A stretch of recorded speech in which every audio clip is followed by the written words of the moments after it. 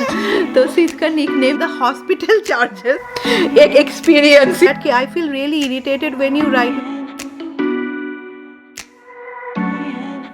Hi friends, welcome back. तो title से तो आप सबको पता चल ही गया होगा that it's a Q&A video. बहुत आई थिंक सो मोर देन 1 मंथ तो हो ही गया होगा कि मैंने अपने कम्युनिटी पे एक पोस्ट किया था जहाँ पे मैंने पूछा था कि specially delivery and pregnancy related question अगर आप सबको पूछना है तो आप सब मुझसे पूछ सकते हो एंड जब मुझे टाइम मिलेगा तो मैं उसका जवाब दूँ।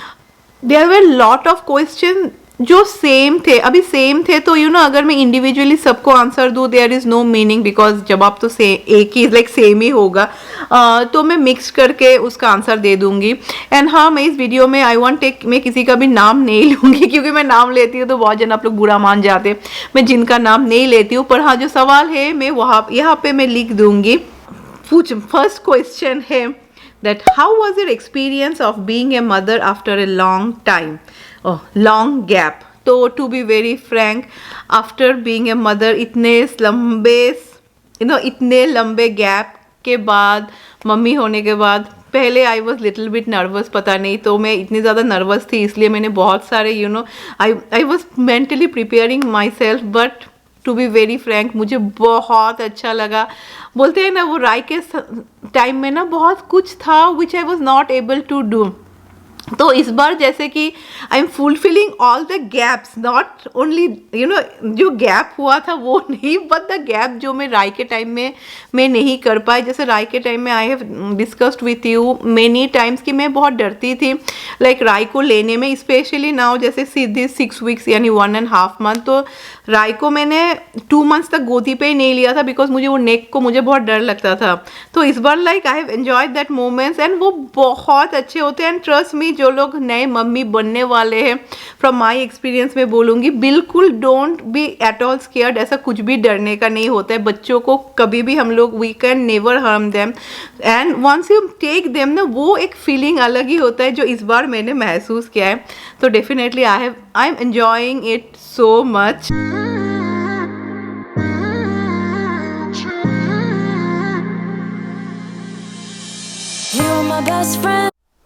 एंड ये जो सवाल है ये बहुतों ने मुझे पूछा, स्पेशली मुझे लगता है those of you maybe you are expecting और those of you who are planning for having babies. Mostly मुझे लगता है ये जो लोग एक्सपेक्ट कर रहे हैं वो लोग नहीं पूछा है। Does it hurt while recovering from C section? How do you walk about so easy and also take care of 2 children? Does it hurt? Definitely C section means it's a surgery, right? कोई भी surgery होता है तो it hurts, but how do you walk? See, if you don't walk, अगर आप ऐसे बैठे रहेंगे ना, it will pain, but more you walk ना, लाइक मोर मतलब कि ऐसा नहीं कि यू विल वॉक 1-2 miles, ऐसा कुछ नहीं है। बट जैसे नेक्स्ट दिन से वो लोग बोलते हैं ना थोड़ा थोड़ा वॉक कीजिएगा ना, ट्रस्ट मी आपका like it will help you in fast recovery. अगर आप बैठे रहेंगे ना बेड पे कि नो आई कैन वॉक, आज नहीं कल, तो आपको रिकवरी होने में ही टाइम लगेगा। सो बॉटम लाइन देखा जाए, जितना आप जल्दी you will start on doing little bit of थोड़ा ऐसा थोड़ा थोड़ा करके एक्टिव होना, उतना ही जल्दी ना आप रिकवर करेंगे। बट हाँ, तकलीफ तो होता ही है, इसमें कुछ भी दो राय नहीं है दैट कुछ तकलीफ नहीं होता है। मेरा एक्वेरियम का हाल भी देख लीजिए, ये कितना खराब हालत है। आज आप सबको यहाँ से दिख भी गया मेरा। एंड हाँ, नेक्स्ट क्वेश्चन था कि सिद्ध का निकनेम क्या है? तो सिद्ध का निकनेम जो मेरी मम्मी बुलाती है, जो हम लोग भी घर में कभी कभी बुलाते हैं, वो है पुच्चू सोना। तो सिद्ध का निकनेम है पुच्चू सोना। ओके, ये सवाल मुझे बहुतों ने पूछा है and this many one of them are interested. Actually पहले मैं भी बहुत इंटरेस्टेड थी ये जानने में that what was the hospital charges with insurance, क्योंकि अभी मेरा हॉस्पिटल चार्जेस थोड़े ज़्यादा थे बिकॉज फर्स्ट तो जैसे कि मेरा वाटर ब्रेक हो गया था तो मुझे इमरजेंसी पे वो लोग लेके गए। Then I went into the labour room, तो मेरा लेबर रूम का भी चार्जेस था। एंड फिर क्योंकि वाटर ब्रेक हो गया था एंड जैसे मैंने बोला था कि अगर आपको वाटर ब्रेक हो जाता है देन इट्स नॉट सेफ कि आप ज़्यादा टाइम आप लेबर में रहे, तब इन्फेक्शन होने के चांसेस रहते हैं. So then I went into a C section. तो फिर मेरे चार्जेस जो थे वो लेबर के भी थे एंड वो सी सेक्शन के भी थे, तो सब मिला के आई think so my bill was around $55,000. पर हाँ, हम लोग ने इतना पे नहीं किया बिकॉज इंश्योरेंस ही ये सब कवर करते. So total I think so we paid around रफली, मुझे इतना तो नहीं पता है पर रफली जो मैंने फर्स्ट बिल देखा था विच वॉज अराउंड $37,000 का, which was around I think सो $35,000 का जो मैंने बिल देखा था, उसमें हम लोगों ने पे किया था ओनली $600. सो आई थिंक सो टोटल हम लोगों ने अराउंड $800-900 पे किया है एंड बाकी का जितना सारा अमाउंट है वो इंश्योरेंस ही पे करते हैं. बट हाँ, जब आप बिल देखते हैं तब ऐसा हार्ट अटैक लगता है, $45,000. पर हाँ, इंश्योरेंस सभी पे करते हैं, ओनली स्मॉल पार्ट. तो नेक्स्ट सवाल है, share your pre and during pregnancy complication and how you dealt with it to carry on with a safe pregnancy. So I didn't have pre complication, तो मुझे कभी था ही नहीं. Post after I got pregnant तभी भी bye the grace of God, जो लोग मेरे रेगुलर व्यूअर्स है, most of you have seen through out the pregnancy मैंने सारा काम किया है. इवन मुझे याद है लास्ट डे तक हॉस्पिटल जाने से 2 रोज़ पहले भी वो नीचे पे लाइक मेरा लिविंग रूम का भी मैंने अरेंजमेंट एंड ऑल सब कुछ किया था. तो by the grace of God I was very blessed कि दोनों प्रेगनेंसी ही मेरा बहुत स्मूथ था, मुझे कोई कॉम्प्लिकेशन था भी नहीं. Many of them has complication but this all depends upon your body and कभी कभी लक भी रहता है. तो इन दैट वे आई से touch would I am very lucky कि दोनों केस में मेरा कुछ कॉम्प्लिकेशन नहीं था. तो नेक्स्ट क्वेश्चन है, are you feeling postpartum depression? ये क्वेश्चन क्योंकि आज मैं डॉक्टर के पास गई थी बिकॉज 6 वीक्स पे जाना पड़ता है and you won't believe doctor ने भी मुझे सिर्फ यही क्वेश्चन पूछे बिकॉज बहुत सारे पेपर्स मैंने किए that was related to all this only. Are you feeling postpartum depression? If yes, how are you dealing with it? What are the type of emotions you are going through? तो by the grace of God इस बार मुझे postpartum depression बिल्कुल भी नहीं हुआ. राय के time में maybe I had it और नॉट, मुझे पता नहीं था. बट राय के टाइम में जैसे कि आई वॉज टायर्ड क्योंकि मैं राय को I was not able to take her, ऊपर से only I was breast feeding, फिर सी सेक्शन, जो सब कुछ मिला के it was not that much of a good experience. But this time by the grace of God मेरा experience बहुत अच्छा था and definitely thanks to Sana जो रहती है, तो she is a big help and definitely to Shawmik जिसने मेरा बहुत सारा साथ दिया है. And not to forget my doula किम, क्योंकि वो रात को शी यूज्ड टू स्टे. तो I didn't have any depression, जो मैं डॉक्टर को भी बोल रही थी. तो डॉक्टर वाज लाइक, तो मैंने डॉक्टर को बोला कि अभी तो डोला नहीं है, तो ही वाज लाइक अभी डिप्रेशन आ सकता है, बट ऐसा नहीं है. बट या आई didn't have any postpartum depression bye the grace of God. But कहीं ना कहीं it's very common. Sana, did you get any postpartum depression? या तो सना को या what? Yeah, thanks God. So Sana भी बोल रही है thanks God she didn't have any postpartum depression. It's a serious thing. It's really a serious thing. So don't think all that.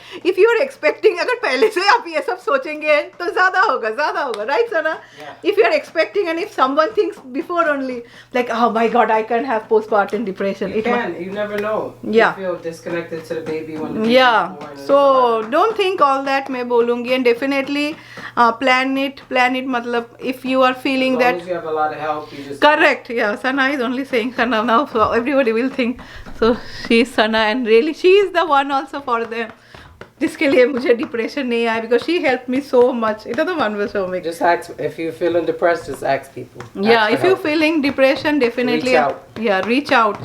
You can get lot of help and अगर आपके family साथ में हो that's the best thing. If you don't have like us then get help. Trust me, it works. It helps. Yeah, it helps. It helps so much for us. तो वही है. Don't think इस depression के बारे में बिल्कुल भी मत सोचिए. मैं वही. So next question है, how was your labor experience? See, labor experience. तो this is something which is एक experience ही है. मैं तो वही बोलूँगी ये.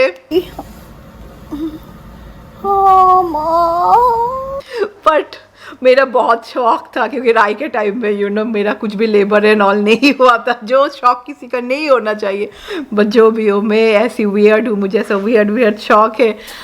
Labour experience was a experience, but अगर आप एपिडेरियल दे देते हैं देन बहुत अच्छा लगेगा, then you will enjoy your labour, आपको कुछ पता ही नहीं चलेगा, नहीं तो और क्या बताओ, जैसे मैंने बताया it was a experience. So next question है, hi Payal, my query is was Shawmik always so home friendly, so efficient in managing things around the house, especially now that you cannot expert yourself so much. So I will say Shawmik कभी भी home friendly person नहीं थे। Shawmik was always, मैं बोलूँगी he is a very family man and बहुत ही homely type person है, जो home में रहना ज़्यादा पसंद करते हैं। हाँ 1 सेकेंड में पास्ता दे देती हूँ। But in this journey, I felt कि Shawmik has enjoyed being in kitchen, because कहीं ना कहीं Shawmik को भी पता था कि अगर Shawmik move forward नहीं करेंगे, वो अगर किचन नहीं संभालेंगे तो कौन संभालेगा। See, other we have help, but cooking is something हम लोगों को कोई भी हेल्प नहीं मिला, मैंने बहुत बार आप सबके साथ शेयर किया है। So he came forward and ऐसा भी कुछ कॉम्प्लेक्स हम लोग नहीं खाते थे, जो सिंपल खाना था। जब मैं प्रेग्नेंट थी तब मैंने Shawmik को थोड़ा सिखा दिया, थोड़े Shawmik यूट्यूब से सीखते थे। Like somewhere I felt that he has enjoyed this, Shawmik का भी एक जर्नी था ये, जो Shawmik ने बहुत एंजॉय किया। How is your experience with nanny and Dola, do you feel nanny is a better option than day care? तो touch wood by the grace of God मेरा डोला एंड नैनी दोनों के साथ ही बहुत अच्छा एक्सपीरियंस था। जैसे डोला, जो मेरी डोला थी किम, उसने हम लोग को बहुत कुछ सिखाया, स्पेशली उसने इतना अच्छा 1 मंथ पे इसको ट्रेन कर दिया था ना कि ये रात में सिर्फ एक ही बार जगता है, एंड कैसा करके इसको कैसा करके घर का एटमोसफेयर होना चाहिए जब ये सोएगा, देन दैट क्या बोलते हैं ड्रीम फीडिंग, तो इससे काफ़ी हेल्प हुआ है हम लोगों को। And then you ask do you feel nanny is a better option than day care? मैं बोलूँगी this is totally your personal choice.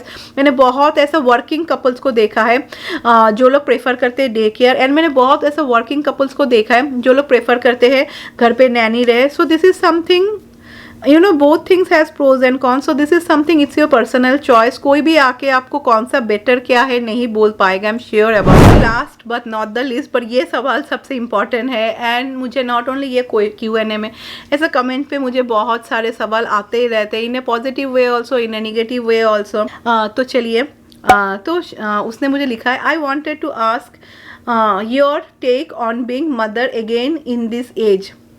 तो मुझे लगता है मदर का भी कोई एज होता, like if you want to be a mom, it's our wish, right. And बहुत जन होते ऐसा आई एम श्योर कोई भी नहीं होगा who are trying to have a baby and उसका एज हो गया and she will be no I don't want to be a mom now, मेरा एज हो गया। या there is no age in being a mom, life is there is not nothing called perfect. ये ना शादी होना फिर बच्चा होना, इसमें कुछ भी परफेक्ट बोल के नहीं होता है। I'm sure all of them will agree with me. See, I never planned Sid. It was totally unplanned. Definitely, अगर when I went that time I didn't knew about it and काफ़ी late हो गया था, then doctor अभी 35 के above होते थे सभी के ऊपर, they run all the test, they do chromosome testing, सब कुछ देखते हैं ताकि बच्चा सही सलामत है कि नहीं। बिकॉज अगर अर्ली स्टेज में कुछ होता है then it's up to you, you can continue, और if you don't want no you don't continue your pregnancy. But when everything was well and मेरा हेल्थ भी फुल अच्छा था, देन वाई नॉट। आज के ज़माने में मैं बोलूँगी age is just a number, ये सब ने अपने मन के ऊपर ही है। देन उसने और एक पूछा है that how you think you will be so energetic when Sid growing up and you being in your 50s, like 50s 60s, like वो बोल रही है जब मैं 50-60 साल की हो जाऊंगी तब मैं कैसे अपने आप को एनर्जेटिक रखूंगी। यार मैंने बहुत ना, I have seen many ladies who are in their 20s, जो लोग बहुत ज़्यादा, जो लोग को एनर्जी नहीं है, बहुतों को मैंने देखा जो लोग 60s 70s में who are so much energetic. So energetic होना ना, it depends upon yourself ऐसा। एंड मुझे लगता है जब व्हेन आई विल बी 60 तब सीट 20 का होगा। अभी 20 में तो मैं सीट के पीछे लाइक बच्चे के पीछे हम लोग खेलते वेलते नहीं है ना. Definitely you know, instead of thinking कि मैं अपना एनर्जी कैसा करूँ, we have to think about his future. जो हम लोगों ने राय के बारे में भी सोचा था जब से राय छोटी थी, जो अभी ऑलरेडी सिद्ध के लिए हम लोगों ने स्टार्ट कर ही दिया है. बहुतों ने मुझे ऐसा कमेंट किया था जो somewhere you know I was getting really irritated कि अरे Payal, you are doing so much work at this age, you should take more care. Why I have recovered in the same time. I think so 8 weeks you are fully recovered. आज मैं doctor के पास गई थी, doctor ने मुझे मेरा stitch देखा and बोला look you are totally heal, you are out in the jungle now, you can do everything. तो ऐसा कुछ भी नहीं है यू नो कि आपको उम्र हो गया है. आप बताओ 35 एंड 40 एक लेडी में क्या डिफरेंस है. ऐसा होता है कि 40 हो गया यानी हम लोग कुछ भी नहीं कर पाएंगे, ओ गॉड हम लोग बहुत बूढ़े हो गए, ऐसा कुछ भी नहीं है. डेफिनेटली बहुत सारे चीज़ होते हैं, जैसे मैं बोल रही हूँ हम लोगों के एग्स कमती हो जाते हैं, चांसेस ऑफ गेटिंग प्रेग्नेंट धीरे धीरे कमती हो जाते हैं. But then also you know I got lucky, I got pregnant. ऐसे बहुत सारे लेडीज़ है हु कैन गेट प्रेग्नेंट. ऐसा कुछ भी नहीं है. देखा जाए तो this is my second pregnancy जो हो सकता है. But many ladies I know जो लोग ने नेचुरली कॉन्सीव किया है and it was their first pregnancy एंड वो लोग 40s में है. तो you know I want to say specially जो लोग मुझे बोलते हैं आके, जो मैं बोल रही हूँ डोंट फील बैड कि I feel really irritated when you write ना, या you are saying me Payal take care, that is good. But then again when you add you know अरे एट दिस एज टैग ना, I hate this. मुझे लगता है eight this as बोलने से कुछ नहीं होता है. मेनी लेडीज़ जैसे मैं बोलती हूँ 30s में भी they are like in their 50s और 60s and many ladies I have seen who are in their 60s and they are like in their 30s, they are so active. तो चलिए सिद्ध के साथ आज ये वीडियो एंड करते हैं. एंड सिद्ध सबको घुसा मार रहा है. एंड हाँ, कुछ और आपको enquiries है तो you can write me mail if I get time, I will definitely answer your question. So video पसंद आया है तो एक लाइक बोल दो. एंड चलिए बाय बाय.